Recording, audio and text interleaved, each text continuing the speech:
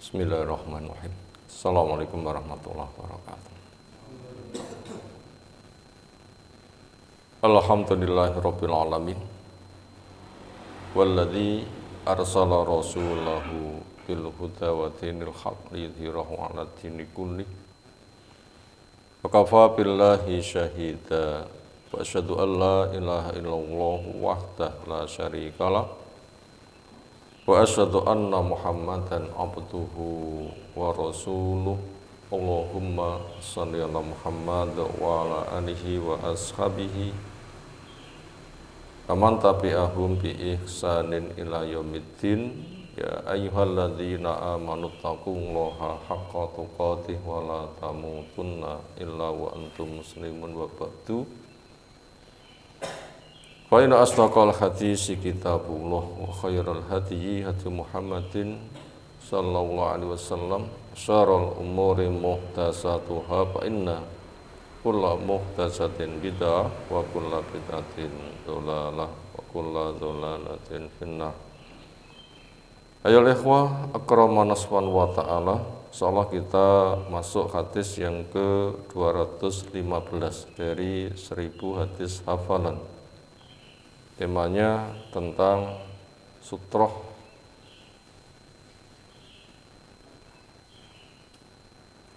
An Abi Hurairah Abdurrahman bin Sakhar ad-Dawsi radhiyallahu anhu qala Rasulullah sallallahu alaihi wasallam, idza marra, apabila melewati, melintas, baina yadai ahadikum, di depan seseorang dari kamu, syai'un, sesuatu, manusia yang dimaksud, wa huwa yusalli, di mana orang yang dilewati tadi sedang sholat, fal yamna'hu, yang sholat supaya mencegah kepada yang lewat tadi, manusia maupun yang lain. Fa in aba, maka jika dia enggan, ditolak, misalnya mandek, bila lewat butuh jalan lain, tapi dia terus ngengkel, tetap hendak lewat,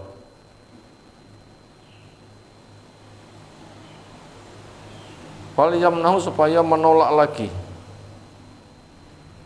Wa in apa, jika masih lewat lagi, tolak 2 kali, masih tetap mau lewat, wal yuqatilhu, supaya memeranginya.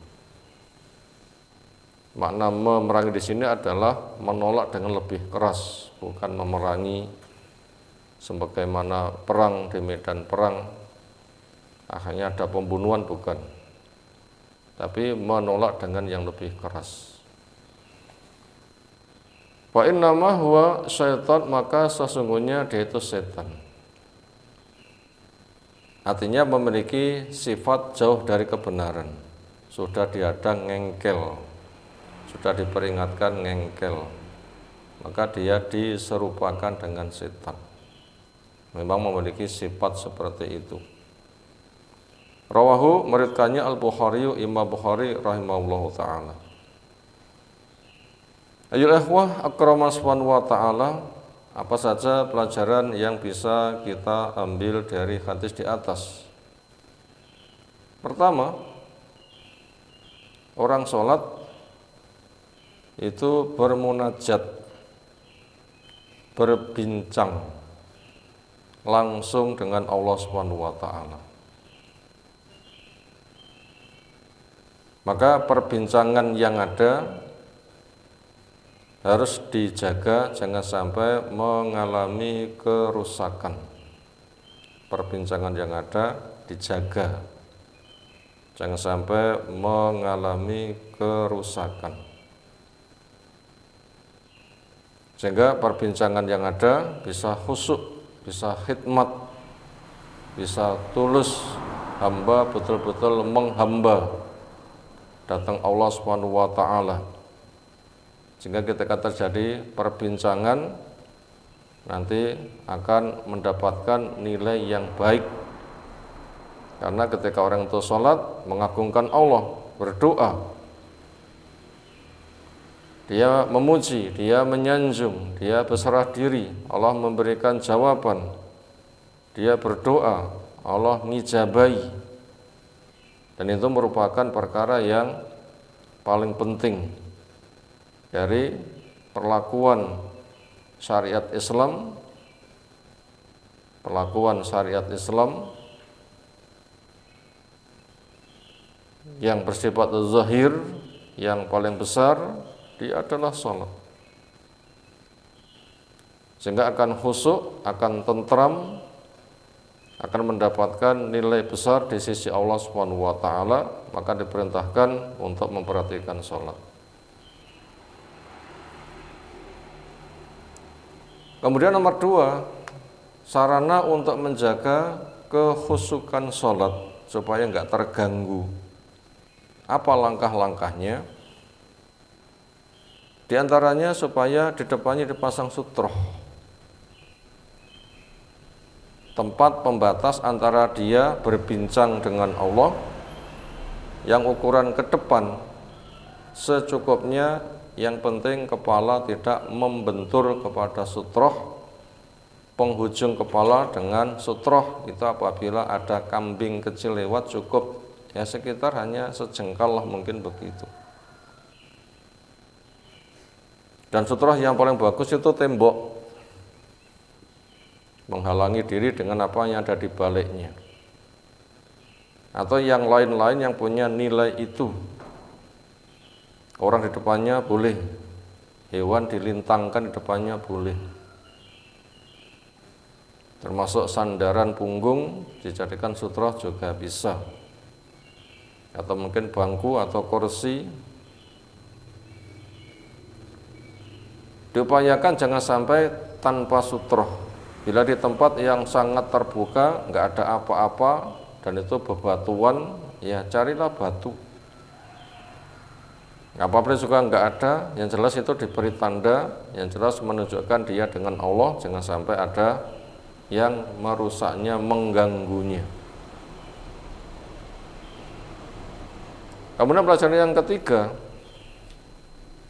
dosa besar kepada orang yang melintas di depan orang sholat yang sudah dipasang sutroh. Dosa besar orang yang lewat di depan orang sholat yang sudah dipasang sutroh. Apa itu? Andaikan dia menunggu 40 tahun lebih baik daripada lewat. Nah, sementara siapa yang kuat duduk menunggu 40 tahun? Ini menunjukkan dosa besar, ada ancamannya keras. Makanya siapa yang sholat pasanglah sutroh, jangan sampai memancing dosa pada orang lain karena dosanya besar.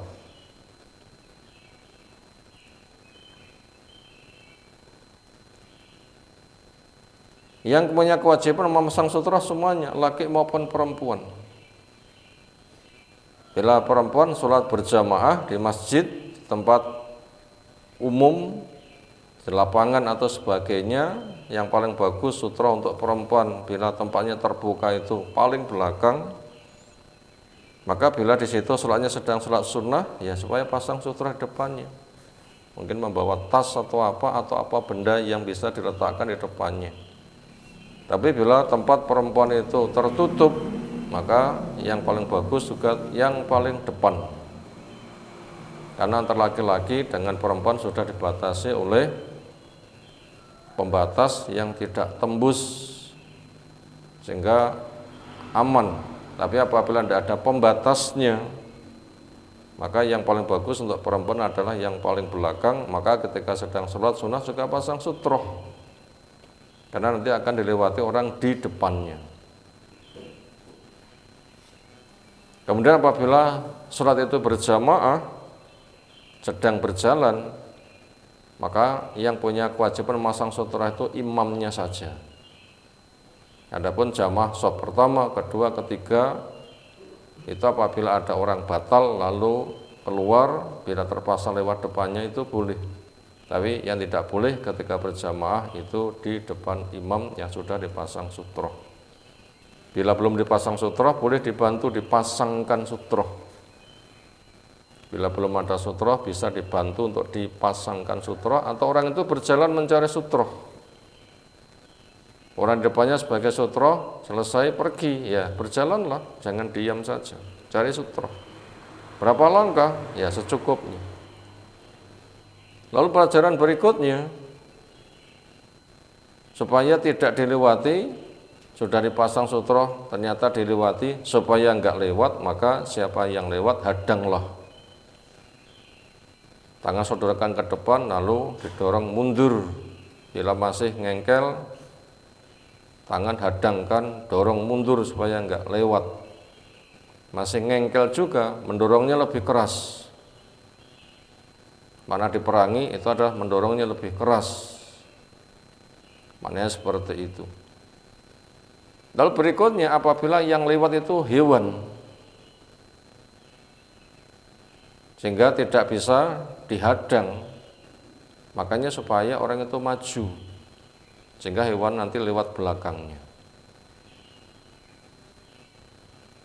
Kemudian ada resiko apabila orang itu sholat enggak memasang sutroh, lalu di depannya dilewati oleh anjing hitam, khimar, perempuan balik.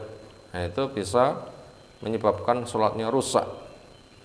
Mungkin rusak sholatnya atau rusak kekhusukannya, tinggal bentuk dampaknya seperti apa.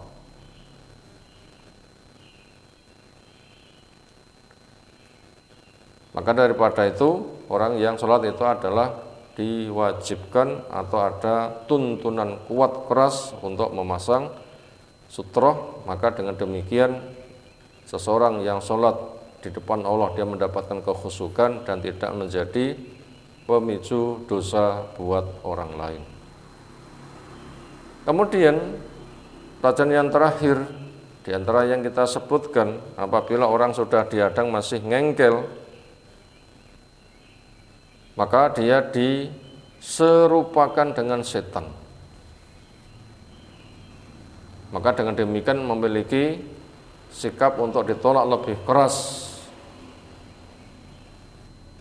Setan memiliki makna sesuatu yang jauh dari yang kebenaran, sudah diingatkan ngengkel, diingatkan lagi masih ngengkel, maka ditolak lebih keras, maka dia diserupakan dengan setan, walaupun dia bukan setan, tapi memiliki nilai diserupakan dengan setan. Kenapa? Memiliki sifat yang sama. Demikian yang kita sampaikan. Subhanakallahumma bihamdika, asyhadu an la ilaha illa anta, astaghfiruka wa atubu ilaik. Assalamualaikum warahmatullahi wabarakatuh.